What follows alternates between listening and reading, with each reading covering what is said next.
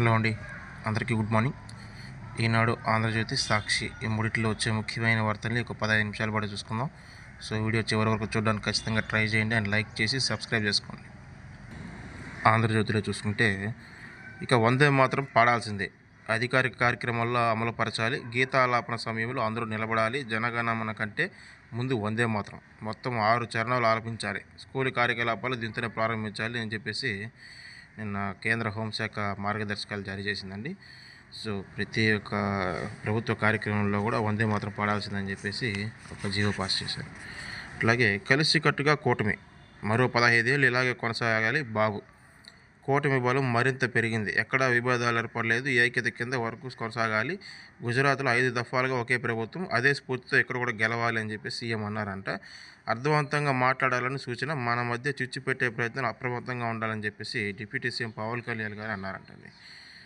So అట్లాగే నిన్న AP assembly జరిగింది కదండి. సో అందులో వైఎస్ఆర్సీపీ పార్టీ 11 మంది ఎమ్మెల్యేలు 10 గంటలకు వచ్చి 11 నిమిషాలే ఉండి అందరూ గవర్నర్ ప్రసంగం కూడా వినకుండా మధ్యలో గోల చేసి 11 నిమిషాల్లో 11 మంది ఎమ్మెల్యేలు వెళ్ళిపోయారంట.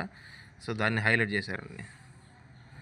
చూస్తే ఏపీ ఆర్ఆర్ఆర్ పునర్నిర్మాణం పునరుద్ధరణ అభ్యుదయంతో ముందుకు, క్వాంటమ్ కంప్యూటింగ్తో అమరావతిలో కొత్త అధ్యయనం అని చెప్పేసి అన్నారంట. 175 నియోజకవర్గాల్లో ఎంఎస్ఎంఈ పార్కుల కార్యాచరణ, సామాజిక భద్రత సాధికారతతోనే నిజమైన పునరుద్ధరణ, ఉభయ సభల ఉమ్మడి భేటీల్లో గవర్నర్ అబ్దుల్ నజీర్ ప్రసంగం అంటండి.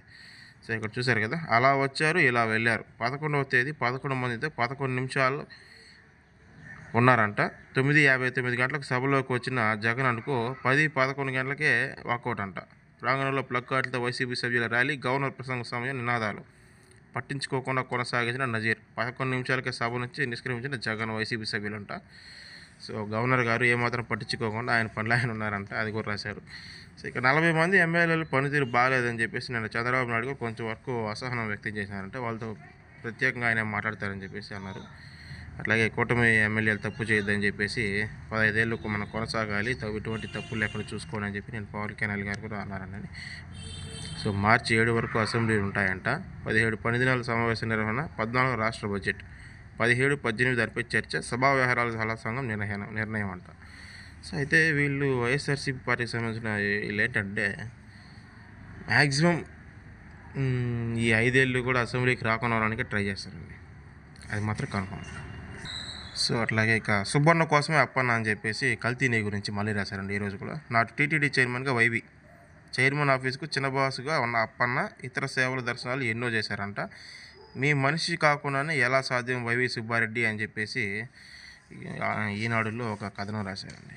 సో దాన్ని చూసుకుంటే, చిన్నప్పన్న 2018 వరకు మాత్రమే నాకు పీఏగా ఉన్నాడు, నేను టీటీడీ చైర్మన్ బాధ్యతలు స్వీకరించాక అతనితో ఎటువంటి సంబంధాలు లేవు అని వైసీపీ రాజ్యసభ సభ్యుడు టీటీడీ మాజీ చైర్మన్ వైవి సుబ్బారెడ్డి పదే చెబుతున్నారు. మరి చైర్మన్తో ఎలాంటి సంబంధం లేనప్పుడు అప్పన్నకు ఒక నెలలో 6,000కు పైగా శుభోదయం టికెట్లు ఎలా కేటాయించారని చెప్పేసి వీళ్ళు సాక్ష్యాధారాలతో కూడా ఒక ఆర్టికల్ రాశారండి ఈనాడులో.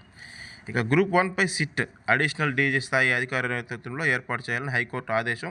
మెయిన్ పరీక్షలు అక్రమాల ఆరోపణలపై తేల్చండి, జవాబు పత్రాలను ట్యాంపర్ చేశారో లేదో పరిశీలించండి, మార్చి 16లోగా నివేదిక సమర్పించాలని సిట్కు ఆదేశం. ఎంపికైన సభ్యుల అప్రాధాన్యత పోస్టులకు ధర్మాసనం అంటండి. సో గ్రూప్ 1 పరీక్షలు జరిగాయి కదా జగన్మోహన్ రెడ్డి గారి పరిపాలనలో.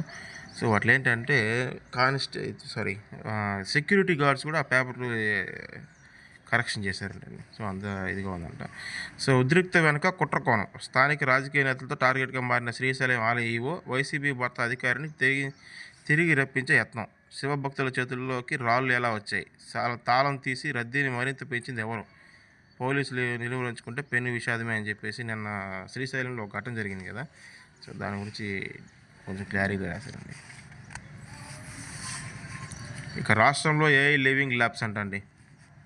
ప్రతి కుటుంబంలో ఒకరికి కృత్రిమ మేత శిక్షణ, ఉపాధ్యాయులకు ఉచిత ఏఐ టీచింగ్ కిట్స్, తిరుపతిలో రాష్ట్ర డేటా సెంటర్కు డిజాస్టర్ రికవరీ సెంటర్ ఏర్పాటు, గృహాల క్రమబద్ధీకరణ దరఖాస్తు సమర్పణ గడువు జూన్ 30 వరకు పొడిగింపు అంటండి. నీటి వనరుల నిర్వహణ 340 కోట్లు, పలు ఆర్డినెన్స్ స్థానంలో బిల్లుకు ఆమోదం, రాష్ట్ర మంత్రివర్గం నిర్ణయాలు తీసుకునేదంట. రాష్ట్రంలో సాంకేతిక విప్లవం తీసుకురావడానికి ఏపీ ఏఐ లివింగ్ ల్యాబ్స్ ఏర్పాటుకు మంత్రి మండలి ఆమోదం తెలిపిందంట అండి. బుధవారం సచివాలయంలో సీఎం చంద్రబాబు నాయుడు నేతృత్వంలో కేబినెట్లో సమావేశం జరిగింది. ఈ సందర్భంగా 20 ప్రతిపాదనలు ఆమోదం తెలిపింది. ముఖ్యంగా ఏఐ లివింగ్ ల్యాబ్స్ ప్రాజెక్టు నిర్వహణకు అమరావతి కేంద్రంగా ఏఐ లివింగ్ ల్యాబ్స్ ఫౌండేషన్ అనే లాభాపేక్ష లేని కంపెనీ ఏర్పాటుకు అనుమతి ఇచ్చిందంటండి. సో ఇక గూగుల్ డేటా సెంటర్ బాధ్యత ఆదానిదే. నిర్మాణ నిర్వహణ ఆ సంస్థకే. ప్రభుత్వానికి గూగుల్ లేక ఆదాని పేరిట భూ కేటాయింపు, అదనంగా మరో 175 ఎకరాలు కేబినెట్ సూత్రస్థాయి నిర్ణయం అని చెప్పేసి. సో విశాఖలో Google center data centre add అవుతుంది కదా, సో దాన్ని గూగుల్ వాళ్ళు ఆదానికి అప్పగించారంటండి. ఇక కెనడాలో స్కూల్లో కాల్పులు, 7 మృతి, 25 మందికి పైగా గాయాల పాటు, 2 పరిస్థితి విషయం. కాల్పులకు పాడిపోయింది 18 ఏళ్ల వ్యక్తి. ఇంట్లో తల్లిని తమ్ముడిని చంపేసి అక్కడి నుంచి నేరుగా బడికి వెళ్లి విచక్షణారహితంగా కాల్పులు జరిపిన షూటర్ అనంతరం తనను తాను కాల్చుకొని చనిపోయిన వైనం. సో థాయిలాండ్లో కూడా ఎటువంటిది ఒక కాల్పులు ఘటన జరిగిందంటండి. స్కూల్ ప్రిన్సిపల్కు డైరెక్టర్కి ఒక విద్యార్థికి గాయాలయ్యాయంట. గన్ కల్చర్ ఎక్కువైపోయింది అమెరికాలో. కెనడా కానీ అమెరికా కానీ ఇట్లాంటి లైసెన్స్ తీసుకోవడం, గన్ ఇంట్లో పెట్టుకోవడం, దాన్ని చెడుగా వాడడం. ఇక ప్రధాని మోదీ కళ్ళలో భయం. అమెరికాకు మోదీ లొంగిపోయారు. ఎప్స్టీన్ ఫైల్స్పై జంకుతున్నారు. డేటా, ఇంధన భద్రత, రైతుల ప్రయోజనాలకు పణంగా పెట్టారు. అమెరికా ఒత్తిడికి లొంగి భారత్ను అమ్మేశారు. అనిల్ అంబానీని ఎందుకు అరెస్ట్ చేయడం లేదని చెప్పేసి నిన్న పార్లమెంట్లో రాహుల్ గాంధీ ఎటువంటి వ్యాఖ్యలు చేశారండి. సో తప్పుడు ఆరోపణలు, సభా హక్కుల తీర్మానం ప్రవేశపెడతామని చెప్పేసి సెంట్రల్ మినిస్టర్ రిజిజు ఉన్నారు కదా, కిరణ్ రిజిజు, సో ఆయన వార్నింగ్ కూడా ఇచ్చారనమాట. సో అదే అండి ఆంధ్రజ్యోతిలో. ఈనాడులో పునరుద్ధరణ దశ దాటి ప్రగతి వైపు పరుగులని చెప్పేసి నిన్న అసెంబ్లీలో జరిగిన గవర్నర్ ప్రసంగాన్ని హైలైట్ చేశారండి. పేదలకు ప్రతి ఏటా 33,000 కోట్ల నగదు బదిలీ, అమరావతి శాశ్వత రాజధానిగా కేంద్ర చట్టం, ఏఐ కౌంటంతో రాష్ట్రానికి ప్రపంచ స్థాయి గుర్తింపు, విద్యుత్ ఛార్జీలు తగ్గించాం, విశ్వ పరిణిలోకి మన ఎగుమతులు, గవర్నర్ అబ్దుల్ నజీర్ ఉద్ఘాటన ఉభయ సభల సంయుక్త సమావేశంలో ప్రసంగించారనమాట. సో ఈనాడులో కూడా ఇదే రాశారండి. 11-11-11 ఇదే వైకాపా లెక్క. సభలో ఉన్న కొద్ది నిమిషాలు రచ్చే. ఎమ్మెల్యేలు ఎమ్మెల్సీలను పోడియం వద్దకు పంపి జగన్ బొత్స ప్లక్కార్డులు చింపి గవర్నర్ పైకి విసిరిన పెద్దిరెడ్డి తన ఇతర సభ్యులు సభా ప్రాంగణంపై 11 నిమిషాలకే వెనక్కి పిలిపించి నిష్క్రమణ. గవర్నర్ ప్రసంగానికి ఆటంకం, తొలి రోజు వైకాపా తీరేదని చెప్పేసి 11 హైలైట్ చేస్తా ఒక వార్త రాశారండి. సో అట్లాగే సూటిగా సుత్తి లేకుండా ఆవు కదలొద్దు, పూర్తిగా సిద్ధమయ్యారండి. ఎవరైనా మాట్లాడుతున్నారో సభలో ఉండి గమనిస్తా. ఎన్డీఏ శాసనసభాపక్ష భేటీలో సీఎం చంద్రబాబు నాయుడు కూటమిలో చిచ్చుకు వైకాపా ప్రయత్నిస్తుంది, అప్రమత్తంగా ఉండాలని చెప్పేసి నిన్న ఉప ముఖ్యమంత్రి గారు మాట్లాడారండి, పవన్ కళ్యాణ్ గారు. సో ఇక అమెరికాకు పూర్తిగా లొంగిపోయారని చెప్పేసి నిన్న రాహుల్ గాంధీ గారు మాట్లాడారు కదా పార్లమెంట్లో, ఆ విషయాన్ని హైలైట్ చేశారు. గ్రూప్ 1 ముఖ్యాలను అక్రమాలపై సిట్టు, రాష్ట్రానికి వెలుపల ఉన్న ఫోరెన్సిక్ ల్యాబ్ల నిపుణులకు సహకారం తీసుకోండి, జవాబు పత్రాలు తారుమారు చేశారో లేదో తేల్చండి, మార్చి 16 లోపు నివేదిక ఇవ్వాలని సిట్టుకు హైకోర్టు స్పష్టీకరణ అని చెప్పేసి ఈ గ్రూప్ 1 ఎగ్జామ్స్ జరిగాయి కదా, సో దాని రిజల్ట్ గురించి రాశారు. సో వైకాపా హయాంలో ఏపీపీఎస్సీ నిర్వహించిన గ్రూప్ 1 ప్రధాన పరీక్ష మూల్యాంకనంలో అవకతవకలు, అక్రమాలను నిగ్గు తేల్చాలని హైకోర్టు కీలక ఉత్తర్వులు జారీ చేసింది. వాస్తవాలను తేల్చేందుకు ప్రత్యేక దర్యాప్తు బృందాన్ని సిట్ ఏర్పాటు చేయాలని రాష్ట్ర ప్రభుత్వానికి ఆదేశించింది. లేదా ఇప్పటికే ఉన్న సిట్ని పునర్నిర్మించాలని స్పష్టం చేసింది. అదనపు డైరెక్టర్ జనరల్ డీజీ హోదాకు తగ్గని అధికారి సిట్టుకు నేతృత్వం వహించాలని తేల్చి చెప్పిందంట. మద్యం స్కామ్ గురించి రాశారు. కొరియర్ వ్యాపారి, ఆఫీస్ బాయ్, ఎలక్ట్రికల్ దుకాణం సేల్స్ మ్యాన్, కిరాణా షాపు వ్యక్తి, వీరంతా ఒక కంపెనీ డొల్ల కంపెనీలకి డైరెక్టర్లు అని చెప్పేసి ఒక ఆర్టికల్ రాశారండి మద్యం స్కామ్ గురించి. సో వాటిలోకి మద్యం ముడుపుల సొమ్ము మళ్లింపు, 77.55 కోట్లు జమ చేసిన ఆదాన్, లీలా, ఎస్పీవై డిస్టిలరీలు, బహుళ లంచంలో అందజేత, అనుబంధ అభియోగ పత్రంలో వెల్లడించిన సిట్ అంటండి. సో ఒకరేమో ఎలక్ట్రికల్ దుకాణంలో సేల్స్ మ్యాన్, మరొకరేమో కిరాణా కొట్టులో పనిచేసుకునే వ్యక్తి, ఇంకో 2 ఫ్యాన్సీ స్టేషనరీ షాపుల నిర్వాహకులు, ఓ కొరియర్ వ్యాపారి, మరో ఆఫీస్ బాయ్. వీరంతా ఎవరు అనుకున్నారు? వైకాపా హయాంలో జరిగిన 1000 కోట్ల మద్యం కుంభకోణంలో కొల్లగొట్టిన ముడుపుల సొమ్ము మళ్లించేందుకు ఆ ముఠా నెలకొల్పిన 10 కొద్ది డెవల కంపెనీలో డైరెక్టర్లు అంట.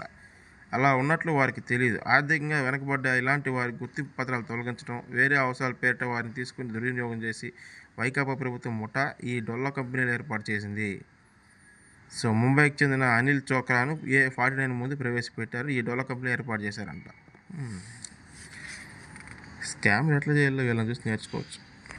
ఇక ఇంటర్ పరీక్షల్లో 32 పేజీల బుక్లెట్, అందులోనే అన్ని సమాధానాలు రాయాలి. ప్రథమ సంవత్సరం విద్యార్థులకు మాత్రమే.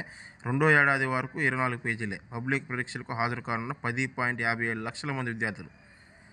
సో 23 నుంచి పరీక్షల ఏర్పాట్లు పూర్తి అంటండి. సో 23 నుంచి పరీక్షలు ఉంటాయంట ఇంటర్మీడియట్ వాళ్ళకి. ఈసారి బుక్లెట్ ఇస్తారంటండి. సో ఇక సాక్షిలో చూసుకుంటే, విపక్షాల నోటీసులో లోపాలు. ఓం బిర్లాను పదవి నుంచి తొలగించాలంటూ విపక్షాలు ఇచ్చిన అవిశ్వాస నోటీసులో తప్పిదాలు ఉన్నట్టు అధికార వర్గాలు తెలిపాయంట. తృణధాన్యాల తొలగింపు, అమెరికా నుంచి భారత్కు ఎగుమతి చేసే తృణధాన్యాలపై సుంకాలు రద్దు చేయడం ఉండదని ట్రంప్ ప్రభుత్వం తేల్చి చెప్పిందంటండి. సో నేడే బంగ్లాదేశ్ ఎన్నికలు. బంగ్లాదేశ్లో పార్లమెంట్ ఎన్నికలు గురువారం జరగనున్నాయి. ఇందులో కోసం ఆ దేశ ఎన్నికల సంఘం ఏర్పాట్లు పూర్తి చేసిందంట. నామమాత్రపు ఎన్నికలు. సో ఇక డబుల్ సూపర్ ధమాకా. T20 ప్రపంచ కప్లో హోరాహోరీగా సాగిన పోరులో దక్షిణాఫ్రికా డబుల్ సూపర్ ఓవర్లో ఆఫ్ఘనిస్తాన్ ఓడించిందంట. సో మరో కోటతో పోరుకు రెడీ. నేడు నమీబియాతో మ్యాచ్ అంటండి. అభిషేక్ అస్వస్థత. సో SBI ఓవర్టేక్ 4వ పెద్ద కంపెనీగా అవతరించిందని చెప్పేసి అదొక వార్త రాశారు. ఇక బాకీల బాబు, బడాయిల డాబు. గవర్నర్తోనూ అవే అబద్ధాలు చూపించిన సీఎం చంద్రబాబు నాయుడు సూపర్ 6 రూపంలో 2 ఏళ్లలో 1,42,897.12 కోట్లు ఎగ్గొట్టి వాటిని అమలు చేశామంటూ నిస్సిగ్గుగా అసత్యాలంటండి.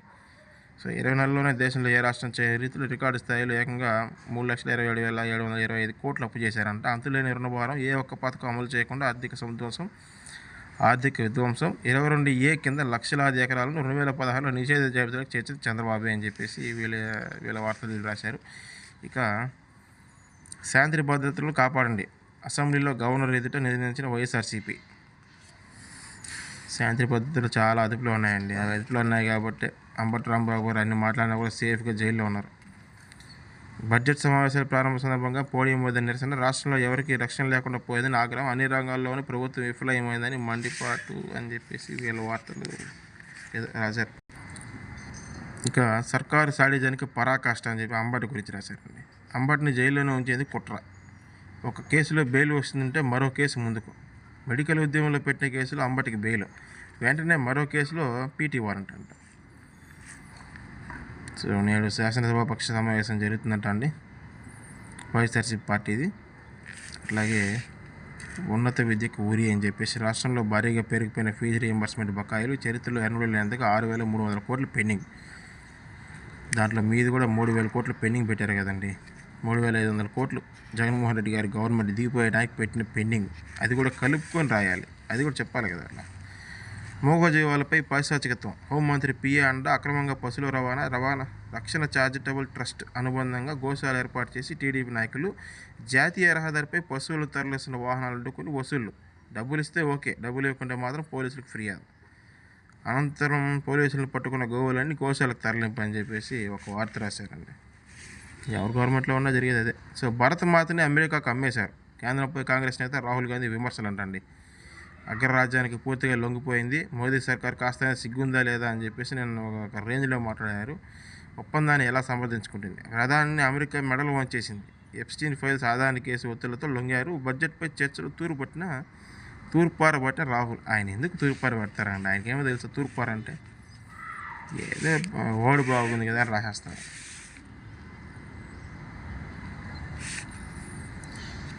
సో ఇక అలాంటి వాడు ఇంకా పుట్టలేదు. రాహుల్ అమ్మేశారు. విమర్శలపై రిజిజు విపక్ష నేత పచ్చి అబద్ధాలంటూ ధ్వజం. రికార్డుల నుంచి తొలగించాలని కోరతామని వెల్లడి. సో అదే అండి 3 పత్రికల్లో వచ్చిన ప్రధాన అంశాలు. సో వీడియో చివరి వరకు చూసిన ప్రతి ఒక్కరికి కూడా థ్యాంక్స్. అండ్ ఖచ్చితంగా లైక్ చేసి ఛానల్ని సబ్స్క్రైబ్ చేసుకోండి.